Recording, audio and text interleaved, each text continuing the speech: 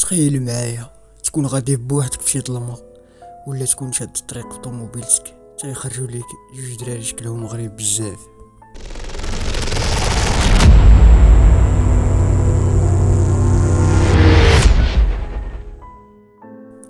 في البداية ديال السبعينيات وبالضبط في الولايات المتحدة الأمريكية، الناس بداو كيشكيو من واحد الظاهرة غريبة واللي كتأكدها مجموعة ديال القصص اللي عاودوها مجموعة ديال الناس، واللي كيقولوا فيها انهم تلاقاو بدراري صغار اللون ديال البشرة ديالهم مشاحب ولون عينيهم كحلين، وخرجوا مجموعة ديال الناس كيقولوا بلي هادشي عادي ويقدروا يكونوا دراري عاديين.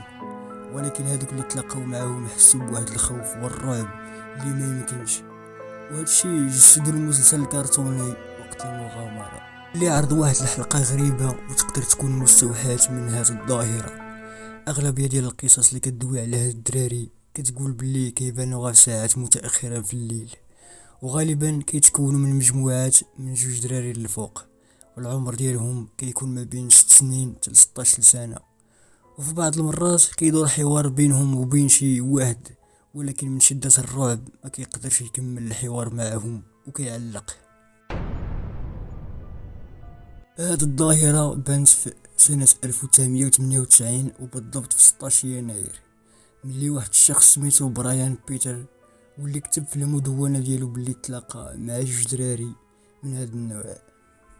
برايان كيقول بلي ملي كان غادي في الطوموبيلة ديالو في الليل في مدينة إيبيلين في ولاية تكساس الأمريكية، من بعد ما سمع التقرقيب في الزاج ديال الطوموبيلة ديالو، وغادي يبانو ليه جوج دراري صغار، واحد فيهم غتكون عنده 14 عام والاخر غتكون عنده 10 سنين، وغادي يقول بلي المنظر ديالهم غريب بزاف.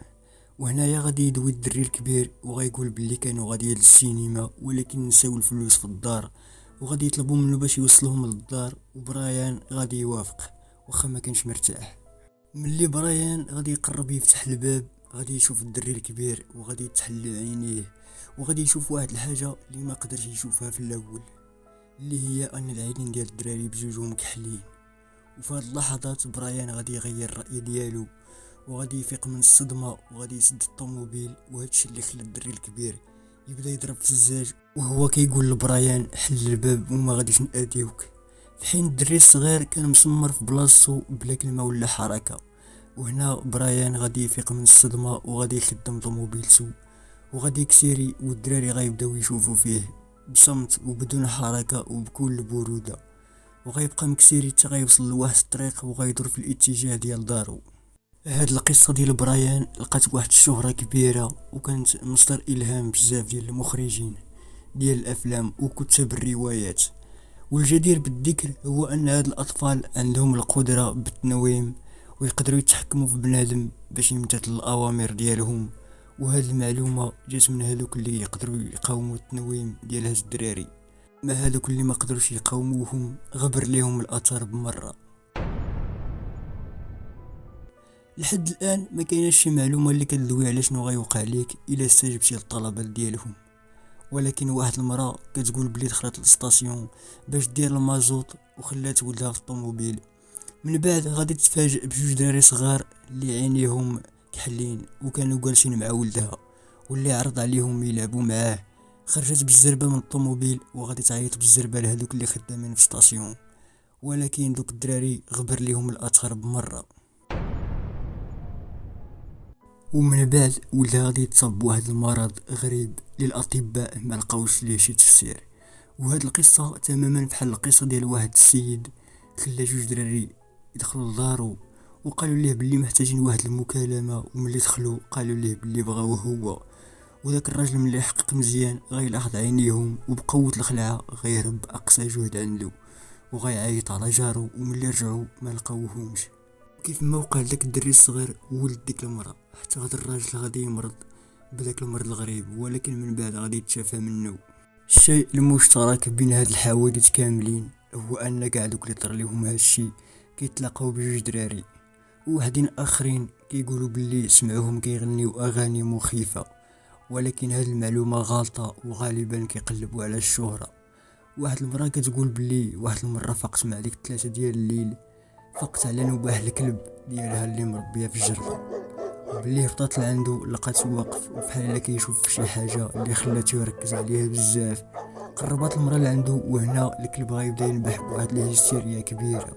وهنا المرا قررت تشوف من ديك العين اللي كتكون في الباب، وغادي يبان ليها 3 ديال الدراري اعمارهم متقاربه وعينيهم كحل وبشرتهم شاحبه بزاف.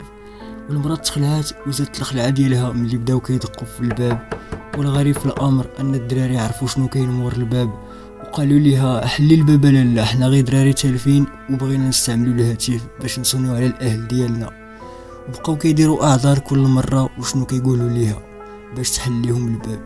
وهنايا غادي تاكد السيده بلي الدراري ماشي ابرياء وماشي عاديين بالمره. واحد شويه غتبدل النبره ديال واحد فيهم وغتولي نبره قويه اللي غتجمد ليها الماء في الركابي وغيقول ليها حل الباب لالا ولا غادي نحلو في طريقنا. مباشرة غطلع البيت ديالها وهي كتبكي وكتغوت.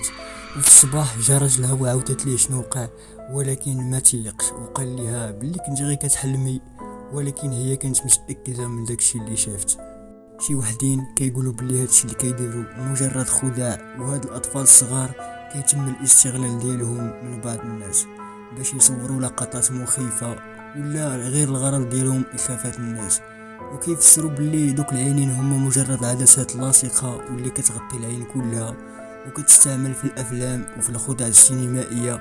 ولكن اللي ما خلاش هذا التفسير يكون هو الاقرب للحقيقه هو ان المؤلف جاري مايكل فازي كيقول في الكتاب ديالو واللي كيدوي على هذه الظاهره بلي هاد الاطفال هادو هما قبائل الهنود الحمر ولا السكان الاصليين لامريكا، كانوا كيامنوا بواحد القوه خارقه وسميتها اوتكون، ويمكن ليها تسيطر على الدراري الصغار وخصوصا هادوك الدراري اللي كيخرجوا بوحدهم في الاماكن المظلمه وفي الليل وغالبا بحال الجبال والغابات.